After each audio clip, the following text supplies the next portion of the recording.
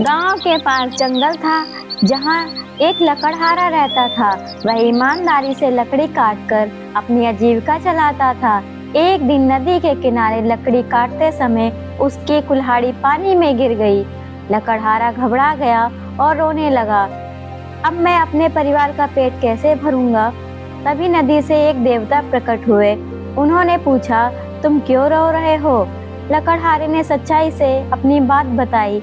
देवता ने नदी में डुबकी लगाई और सोने की कुल्हाड़ी निकालकर पूछा, क्या ये तुम्हारी है? लकड़हारे ने कहा, नहीं, मेरी कुल्हाड़ी लोहे की थी। देवता ने फिर चांदी की कुल्हाड़ी निकाली और पूछा, क्या ये तुम्हारी है? लकड़हारे ने फिर मना किया। अंत में देवता ने लोहे की कुल्हाड़ी निकाली। लकड़हारे ने खुशी से कहा, हाँ, यह मेरी कुल्हाड़ी है। देवता उसकी ईमानदारी से प्रसन्न हुए और उसे तीनों कुल्हाड़ी भेंट में दे दी।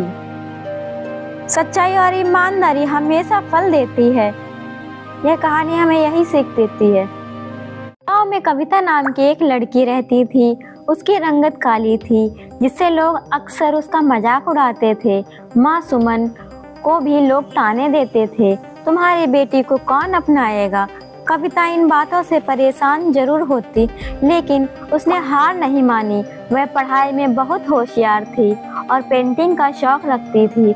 उसने अपनी मेहनत से एक बड़ी प्रतियोगिता में भाग लिया और अपनी पेंटिंग से पहला इनाम जीत लिया। जब गांव में उसकी तस्वीर अखबार में छपी तो वही लोग जो कभी उसका मजाक उड़ाते थे उसकी तारीफ करने लगे। रोहित, जो पहले उसे केवल देखता रहता था, अब उसके साहस और हुनर का प्रशंसक बन गया।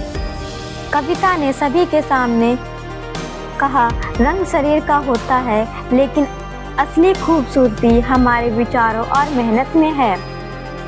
रूप रंग नहीं, इंसान की सोच और मेहनत ही उसे खास बनाती है।